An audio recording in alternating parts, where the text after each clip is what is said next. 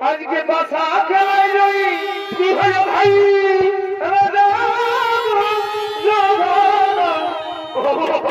বাসা খেলায় রই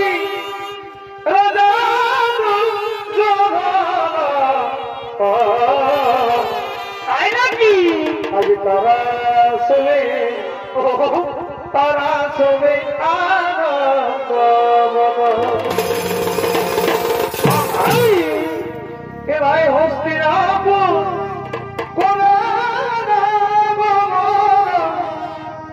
হস্তিনাপুর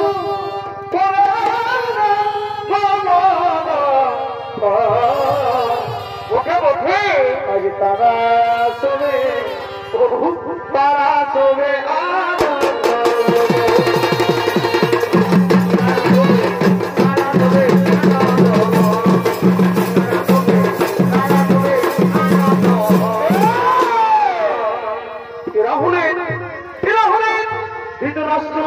বিশ্বদেব দ্রোণাচার্য কৃপাচার্য কর্ণ দুর্যোধন এবং শকুনি তারা সকলে মিলে সেই হস্তিনাপুর রাজসভার দিকে আগমন করছে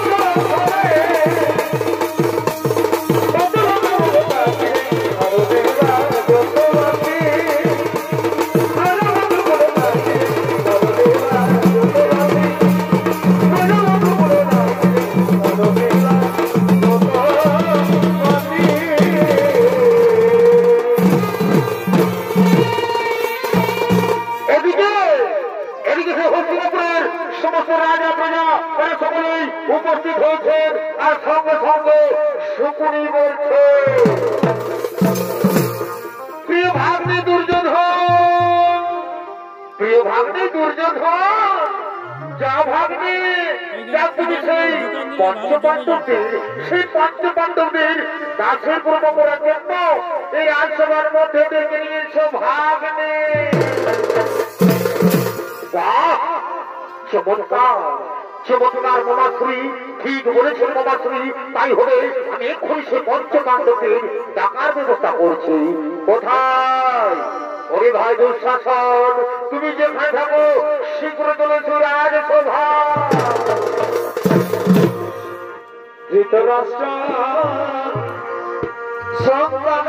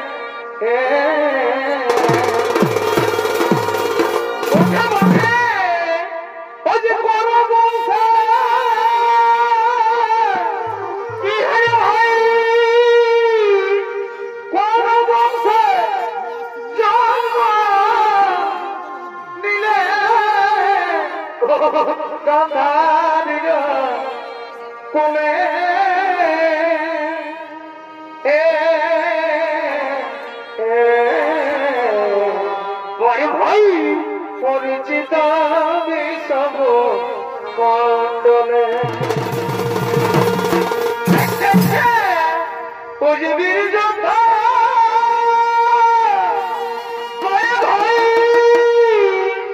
বীর যোদ্ধা রূপে তোমার জানে কোলে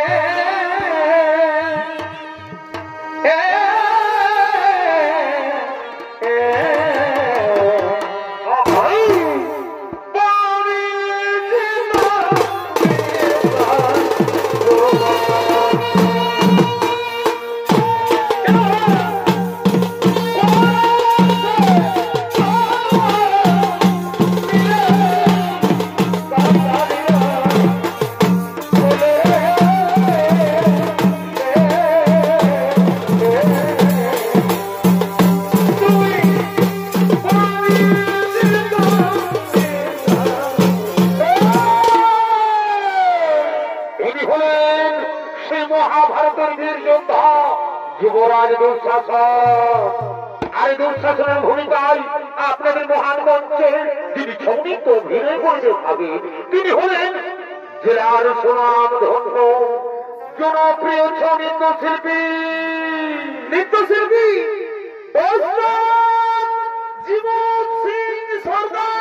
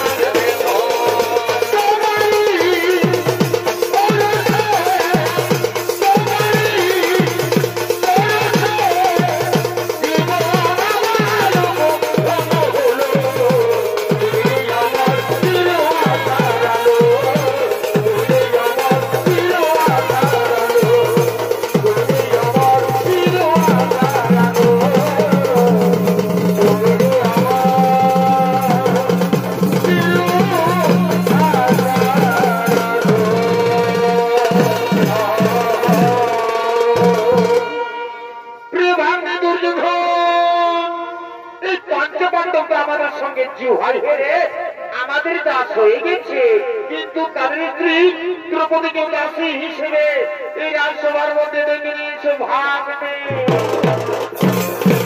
বাহ, চমৎকার চমৎকার মামাশ্রী, ঠিক বলেছেন মামাশ্রী, তাই হবে মামাশ্রী, তাই হবে। প্রতিকামী তুমি শীঘ্র তুমি সেই রাজসভা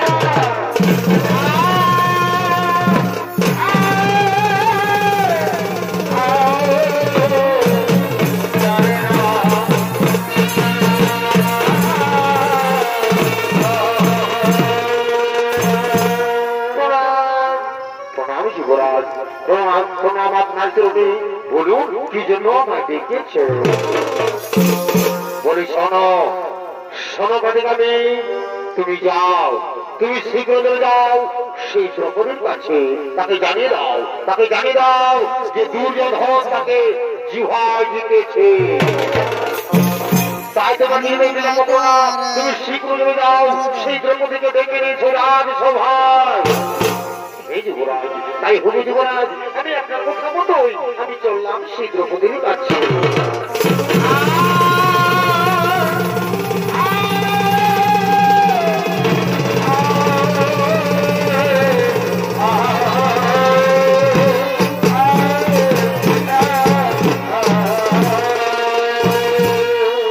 যুবরাজের জয় হোক, যুবরাজের জয় হোক, যুবরাজের জয় হোক।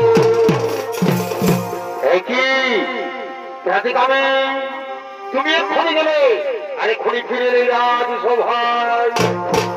যুবরাজ যুবরাজ, আমি গিয়েছিলাম সেই দ্রৌপদীর কাছে, কিন্তু একই প্রতিকামী এভাবে তোমার মুখ হঠাৎ করে বন্ধ হয়ে গেলে কেন? কি হয়েছে প্রতিকামী? সত্যি ঘটনা আমার কাছে খুলে বলো। যুবরাজ আমি গিয়েছিলাম সেই দ্রৌপদীর কাছে, কিন্তু সে কোনো মতে আসতে চাইল না এই সভায়। আমি অনেক অনেক চেষ্টা করলাম, কিন্তু সে কোনো মতে রাজি হলো না এই সভায় আসার জন্য। কি ওটা ছিল তোমার অহংকার যে দুর্যোধনের কথাটা আসতে চাইল না? সে বলে এখনো পর্যন্ত এই যুবরাজ দুর্যোধনকে জানে না। যে দুর্যোধনের কথা মান্য করে তাকে দুর্যোধন কি শাস্তি দেয়? ভাই দুঃশাসন, তুমি শীঘ্র চলেছো আমার কাছে।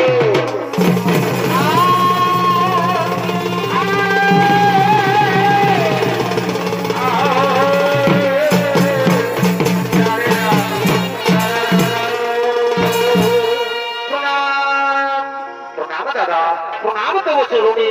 বলুন কি জন্য আমাকে আবার ডেকেছে? হ্যাঁ হে দুঃশাসন, তোমাকে আমি আবার ডেকেছি। তুমি কি জানো, তুমি কি জানো দুঃশাসন, সেই দ্রৌপদী কি আমার কথা রাখতে চাই নাই সবাই? আমি তার জন্য তোমাকে ডেকেছি দুঃশাসন, আমি তার জন্য তোমাকে ডেকেছি। শোনো ভাই, শোনো ভাই, তুমি যাও যাও, তুমি নিজে গিয়ে ওই অহংকারী নারী ওই দ্রৌপদীর চুলে চুলে টানতে টানতে গিয়ে সবাই তাকে জানিয়ে দাও, তাকে জানিয়ে দাও যে দুর্যোধন তাকে জিহ্বায় জিতেছে। হে দাদা, আমি তো পূর্বে বলেছি আমি আপনাদের বলবো পারো, আমি একটুখানি করবো না, আমি এখানে চুলে টানতে টানতে নিয়ে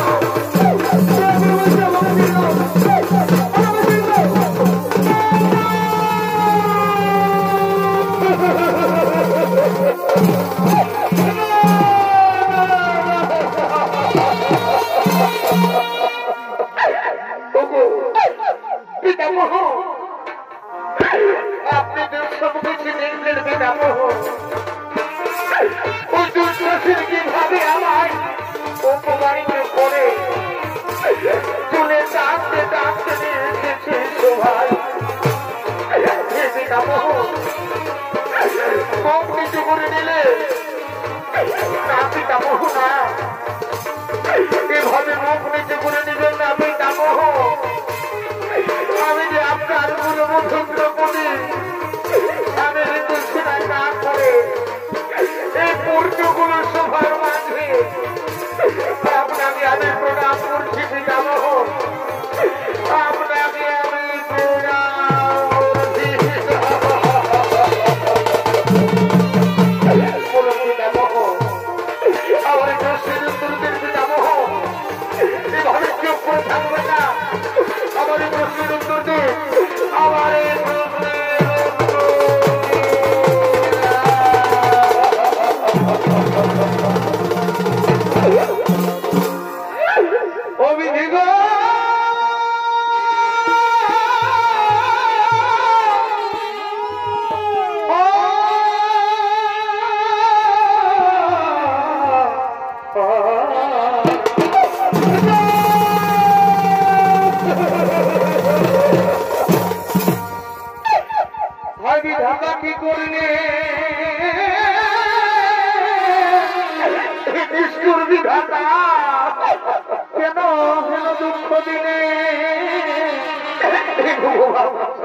জীবন না নিলে কেন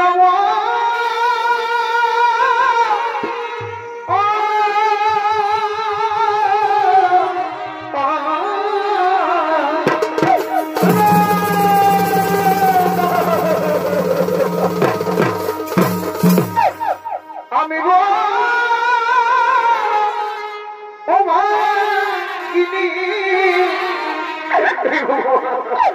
আমি দক্ষিণে এই লজ্জা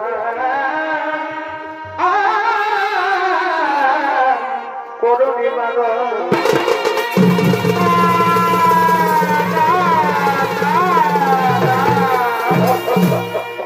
পারি না, আমি অপমান সহ্য করতে আমি আর পারি না, আমি অপমান এই দুঃখ যন্ত্রণা সহ্য করতে আমি আর পারি না।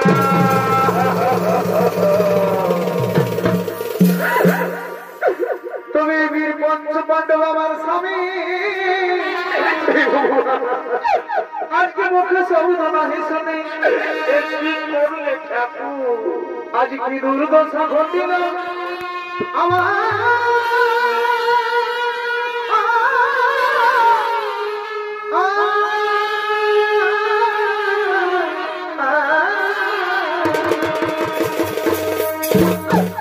তুমি আজ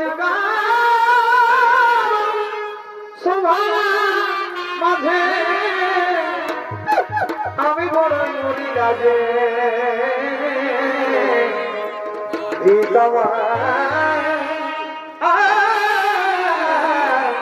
এই পঞ্চস্বামী গণে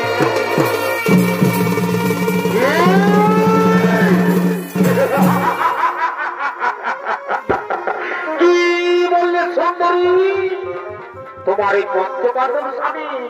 না না না না না না না না না না, শোনো সুন্দরী, তোমার এই পঞ্চপাণ্ডব স্বামী তোমাকে রক্ষা করতে পারবে না, কারণ তুমি কি জানো সুন্দরী, তোমার এই পঞ্চপাণ্ডব স্বামীরা আমাদের সঙ্গে জুহাই হেরে আমাদের দাস হয়ে গেছে। আর দেখো সুন্দরী, তোমার এই পঞ্চপাণ্ডব স্বামী কি করেছে? তোমার এই পঞ্চপাণ্ডব স্বামীরা আমাদের সঙ্গে জুহাই হেরে আমাদের সঙ্গে জুহাই তোমাকেও হেরে গেছে।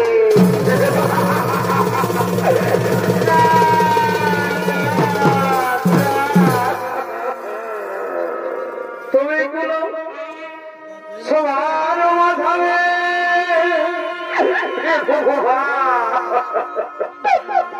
আমাকে বস্ত্র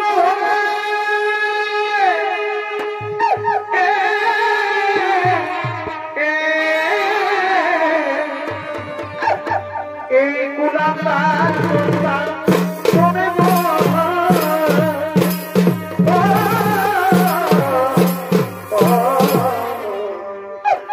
রক্ষা করো রক্ষা করো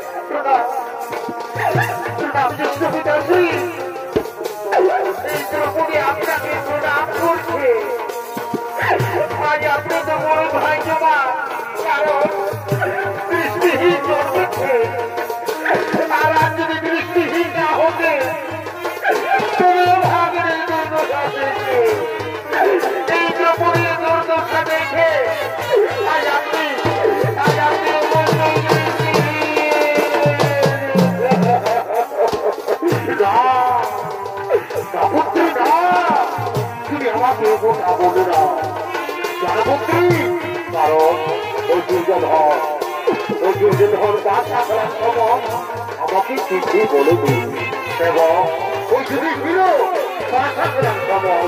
আমাকে কিছু বলে দিন তাই পুত্রী তুমি আমাকে কিছু বলো না পুত্রী তুমি আমাকে কিছু বলো না তুমি আমাকে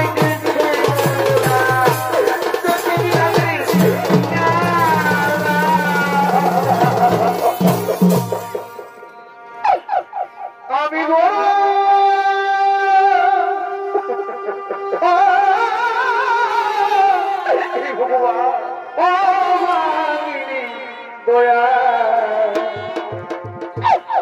আমার দুঃখে সীমানা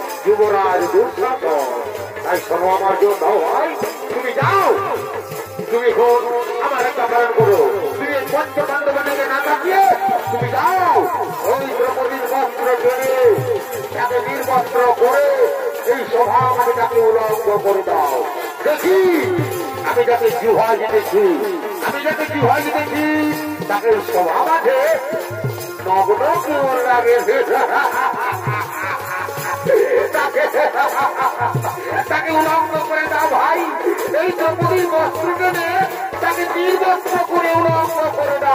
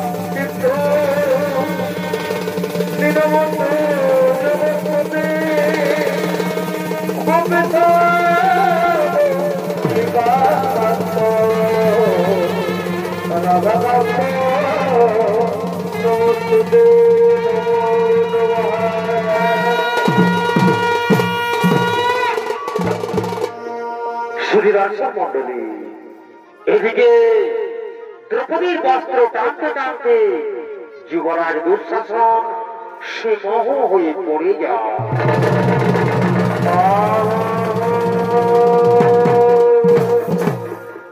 কারণ সূর্য যুগে একদিন গর্ভমণি গঙ্গার জলে স্নান করছিল। এমন সময় সে গর্ভমণি গঙ্গার জলে স্নান করতে করতে তার গায়ের বস্ত্র জলের মধ্যে ভেসে যায়। সেই সময় গর্ভমণি সেই জলের মধ্যে উলঙ্গ অবস্থায় দাঁড়িয়েছিল। তার বাঁচার কোনো উপায় ছিল না। সে লজ্জায় সে অপমানে কিছুতেই জলের থেকে উঠতে পারেনি। কিন্তু ভগবানের লীলা। এমন সময় সেখানে দ্রৌপদী উপস্থিত হয়। সেখানে দ্রৌপদী পৌঁছে দেখতে পাই যে গর্ভমণি জলের মধ্যে উলঙ্গ অবস্থায় দাঁড়িয়েছিল। সেই সময় দ্রৌপদী নিজে তার একখানা বস্ত্র দিয়ে সেই গর্ভমণিকে জলের থেকে উদ্ধার করেছিল। সেই সময় গর্ভমণি এই দ্রৌপদীকে প্রাণ ভরে আশীর্বাদ দিয়েছিল। তাই সে দর্শক মন্ডলী, তাই সে গর্ভমণির আশীর্বাদে আর সে নারায়ণ এসে আর সে কৃষ্ণ ভগবান এসে দ্রৌপদীকে বস্ত্র দিয়ে তার লজ্জা নিবারণ করেছে।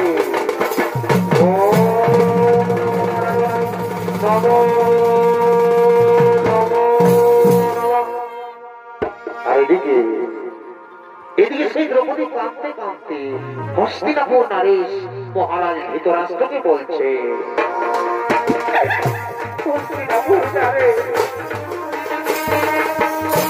মহারাজ ধৃতরাষ্ট্র, আপনার সভার মাঝে যে নারীর অপমান করা হয়েছে, যে নারী আজ কখনো কোনদিন ওই সূর্যের দোকান পর্যন্ত দেখিনি, সে নারীকে আজ নিজের ঘরে নিজের রাজসভায় পিতামহ গুরুদ্রাস গুরু কৃপাচার্য থাকার পরে আমার এই বস্ত্র হরণ করার চেষ্টা করেছি। তাই ধিক্কার ধিক্কার ধিক্কার, আমি ঘৃণা করি এই সভাকে। তাই আমি দোহাই নারী হয়ে এই সভাকে আমি প্রতিজ্ঞা করছি, আমি প্রতিজ্ঞা করছি যে আজ থেকে যতদিন পর্যন্ত এই দুর্যোগের আমাকে দণ্ড করবো, ততদিন পর্যন্ত আমি আমার এই কেস আমি কোনোদিন মানব না। ওরে হোক আমি ওরে পাপি দুঃশাসন দ্রৌপদী আমার কেসটা ধ্বংস করবো, ততদিন পর্যন্ত আমি আমার এই কেস আমি কোনোদিন মানবো না, কোনোদিন না। আমি প্রতিজ্ঞা করে গেলাম মহারাজ, আমি প্রতিজ্ঞা করেছিলাম মহারাজ। এই যে বাবাকে আজ আমি এই দ্রৌপদী আমি এই প্রতিজ্ঞা করে গেলাম মহারাজ, আমি প্রতিজ্ঞা করে গেলাম।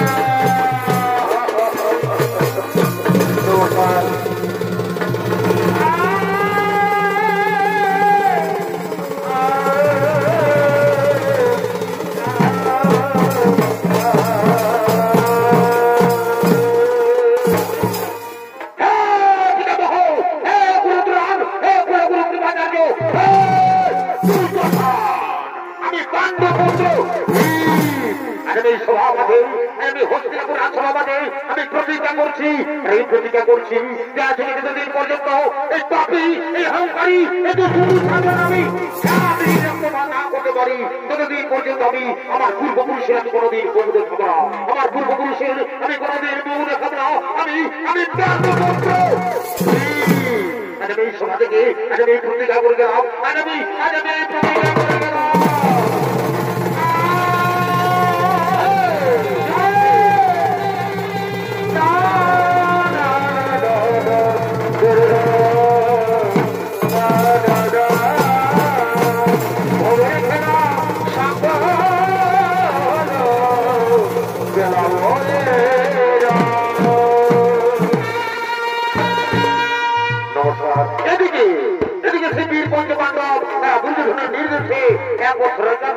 এবং 12 বছর বনবাসে চলে যায় এবং তাদের অজ্ঞাতবাস এবং বনবাস পূরণ হয়ে যায়। তারপরে একদিকে গৌরব পক্ষ, তার একদিকে পাণ্ডব পক্ষ, তারা সকলে চলেছেন যুদ্ধ করার জন্য সেই রণভূমির দিকে।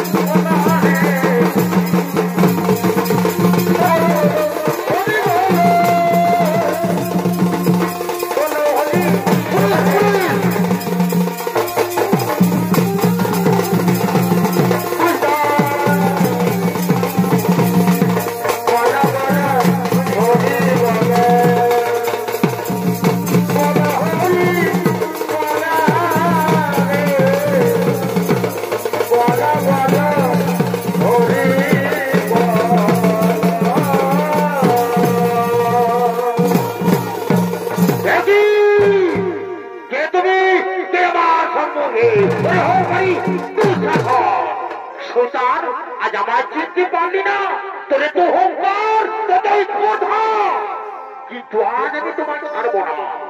আমি তোকে এই সভা মাঝে আসলে আসে মারবো, আমি তো রক্ত পান করে আমি আমার প্রতিজ্ঞা পালন করবো।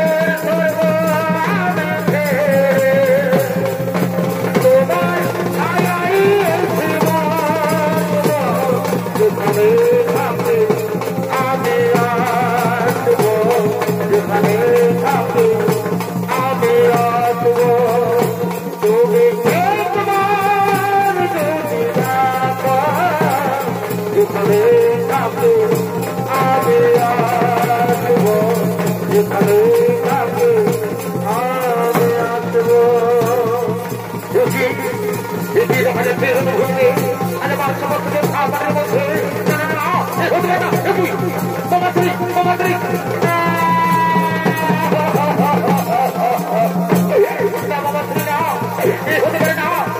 আপনার মধ্যে খাবারের মধ্যে ভগবান আমি আমার ধৈর্য করতে পারি না কিন্তু না আমি যদি ঘন্টা আমি যদি ধরবো কোথায় ওই করতে বান্ধব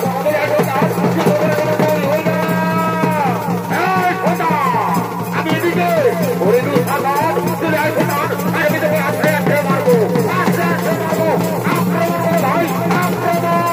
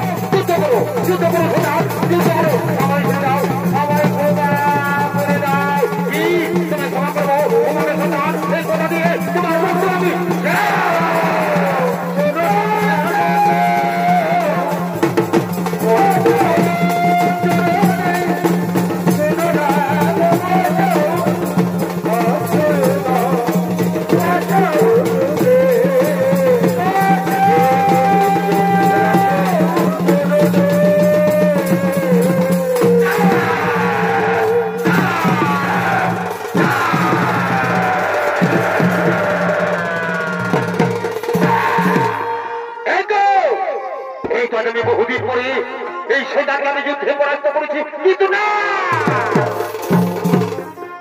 না না আজ আমি আমার বহুদিনের প্রতীক আমি পালন করবো এই সেটানের ছাদে গিয়ে আমি রক্ত পান করবো আমি তোমার ছাড়বো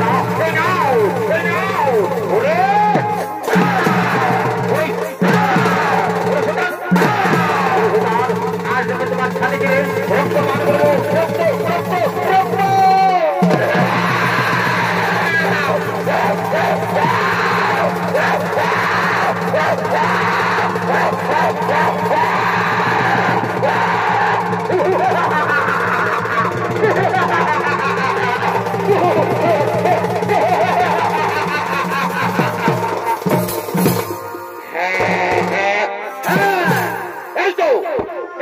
বহুদিন পরে এই সেখানে থাকলে আমি রক্ত পান করছি আর আমি আমার প্রতিজ্ঞা আমি পালন করছি কিন্তু না আমার আরেকটি প্রতিজ্ঞা রয়েছে সেই প্রতিজ্ঞা হলো আমাদের পাঁচালী আমাদের দ্রৌপদী শ্রী রাজসভায় প্রতিজ্ঞা করেছিল যে দুষ্ট দুঃশাসনের রক্ত দিয়ে তার তেল ধৌত করবে কিন্তু না না না আজ আমি আমাদের দ্রৌপদীর প্রতিজ্ঞা আমি পালন করবো এই সেখানে ছাদে কিনে আমি রক্ত নিয়ে যাবো সেই দ্রৌপদীর তেল ধৌত করার জন্য